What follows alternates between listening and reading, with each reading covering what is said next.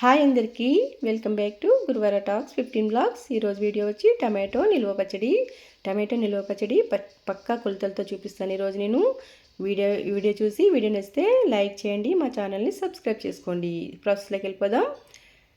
Tomato పచ్చడి కోసం 2 కేజీలు ఇలా ఎర్రగా బాగా పండిన గట్టిగా ఉన్న టమాటాలు తీసుకుని శుభ్రంగా కడిగేసి బట్టి తుడిచి 2 గంటలు గాలికి ఆరనివ్వాలి. ఇలా ఆరిన టమాటాలని పైన ఉన్న బొడుపులు తీసేసి పొడుగ్గా ముక్కలు కట్ చేసుకుని పక్కన పెట్టుకోవాలి. చూడండి, ఇలాగా పొడుగ్గా ముక్కలు కట్ చేసేసుకోవాలి. ఇలా 2 కేజీల టమాటాలు నాకు చిన్న బేషన్ తోటి ఫుల్గా వచ్చాయన్నమాట. చూడండి, ఇలా బేషన్ నిండా వచ్చాయి. ఈ టమాటా ముక్కలు పక్కన పెట్టి ఒక 3 కేజీలు పట్టే డబ్బాని తీసుకోవాలి. చూడండి, డబ్బాకి తడి లేకుండా 3 కేజీలు పడుతుంది డబ్బా. ఈ డబ్బాలోకి ఈ టమాటా ముక్కలన్నింటినీ కూడా ట్రాన్స్ఫర్ చేయాలి.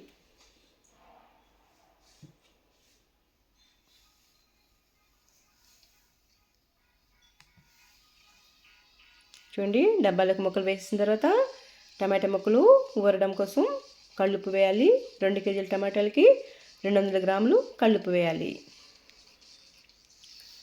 నిల్వ పచ్చడిలోకి కళ్ళుప్పు అయితేనే మంచిది, కలర్ చేంజ్ అవ్వకుండా బాగుంటుందన్నమాట. కళ్ళుప్పు వేసేసి ఒకసారి ఇలా కదిపి తర్వాత 1 టీ స్పూన్ పసుపు కూడా వేసి ఉప్పు పసుపు టమాటా ముక్కలకి బాగా పట్టేలాగా డబ్బాని ఇలాగా మిక్స్ చేసుకుంటూ ఇలా కదిలించుకుంటూ మిక్స్ చేయాలి. చూడండి, చక్కగా పట్టేసింది. ఇప్పుడు ఈ డబ్బాకి మూత పెట్టేసి ఒక 3 రోజులు టమాటా ముక్కల్ని ఊరనిద్దాం. డబ్బాని పక్కన పెట్టేసుకోవాలి. 3వ రోజు చూద్దాం. చూడండి, 3వ రోజుకి మూత తీసి చూద్దాం. డబ్బా చూడండి, చక్కగా ఊరిపోయాయి అన్నమాట టమాటా ముక్కలు. రసం కూడా బాగా వచ్చింది. ఇప్పుడు ఒక జాలి గరిటె తీసుకుని టమాటా ముక్కల్ని రసంలోంచి సెపరేట్ చేసేయాలి. ముక్కల్లోంచి రసం అంతా బాగా పిండేసి డబ్బాలోకి టమాటా ముక్కలన్నిటిని కూడా ఒక ట్రేలోకి ట్రాన్స్ఫర్ చేసుకోవాలి.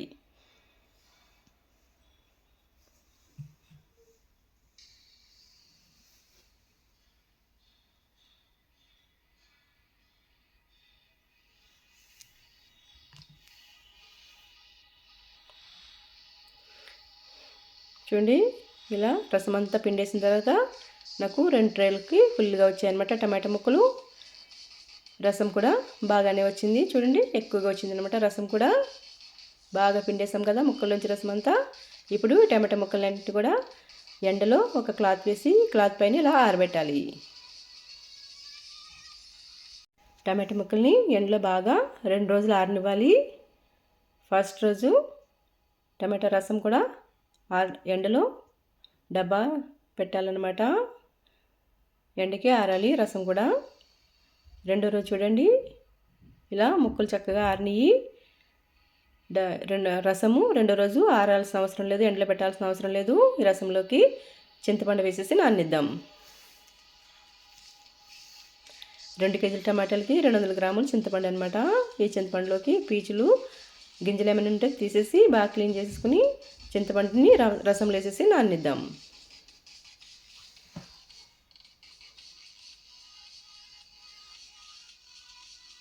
ఇప్పుడు మూత పెట్టేసి పక్కన పెడదాం. సాయంత్రం వరకు నానిపోద్ది అనమాట చింతపండు. సాయంత్రం చూద్దాం. చూడండి, టమాటా ముక్కలు చక్కగా ఆరిపోయినాయి. చూడండి, ఇలా ఆరిపోతే సరిపోతుంది అనమాట. ఈ టమాటా ముక్కలన్నింటినీ కూడా ఒక బౌల్లోకి తీసేసుకుని పచ్చడి ప్రిపేర్ చేసేసుకుందాం. చూడండి, 2 కేజీలు టమాటా ముక్కలు ఆరిన తర్వాత ఇన్ని అయినాయి అనమాట. టమాటా రసంలో చింతపండు కూడా చక్కగా నానిపోయింది. ఇప్పుడు స్టవ్ ఆన్ చేసి జీలకర్ర మెంతులు వేయించుకుందాం. ఇప్పుడు గిన్నె పెట్టి 2 స్పూన్లు మెంతులు 1 స్పూన్ జీలకర్ర వేసి వేయించాలి. దోరగా వేయించేసుకుని చల్లారిన తర్వాత మిక్సీ జార్ తీసుకుని మిక్సీ జార్లో వేసేసి పౌడర్ చేసేసుకుని పక్కన పెట్టుకుందాం.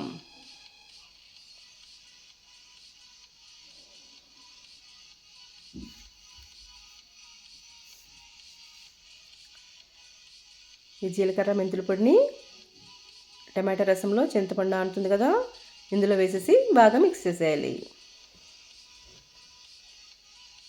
ఇలా ఒకసారి బాగా కలిపేసి ఇప్పుడు 2 కేజీల టమాటాలకి 200 గ్రాములు కారం కూడా వేసేసి టమాటా రసంలో బాగా మిక్స్ చేసేసి పక్కన పెట్టుకుందాం.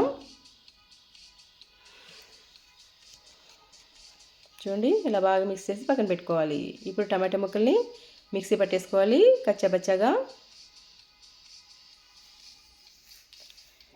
మిక్సీ జార్లో వేసి ఇలా మిక్సీ పట్టుకుందాం కచ్చాబచ్చాగా. ఇలా మిక్సీ పట్టుకున్న తర్వాత ఒక 20 వెల్లుల్లిపాయ రెమ్మలు వేసి మిక్సీ పట్టాలి. ఇప్పుడు టమాటా రసంలో చింతపండు, కారము, మెంతుల పొడి ఇవన్నీ వేసాం కదా.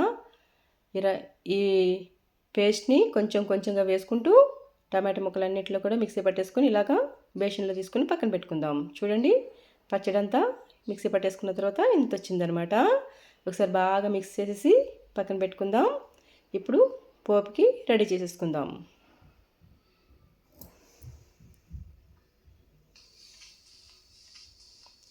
ఇప్పుడు స్టవ్ ఆన్ చేసి కళాయి పెట్టి కళాయి వేడెక్కాక 1/2 కేజీ పల్లి నూనె వేయాలి. పచ్చడిలోకి పల్లి నూనె అయితే మంచిదన్నమాట. ఇప్పుడు 2 స్పూన్లు ఆవాలు వేసి ఆవాలు చిటపటలాడిన తర్వాత చూడండి స్పూన్ తోటి ఒకసారి బాగా కలపాలి. చిటపటలాడిన తర్వాత ఒక 20 వెల్లుల్లిపాయ రెమ్మలు వేసి ఫ్రై చేయాలి.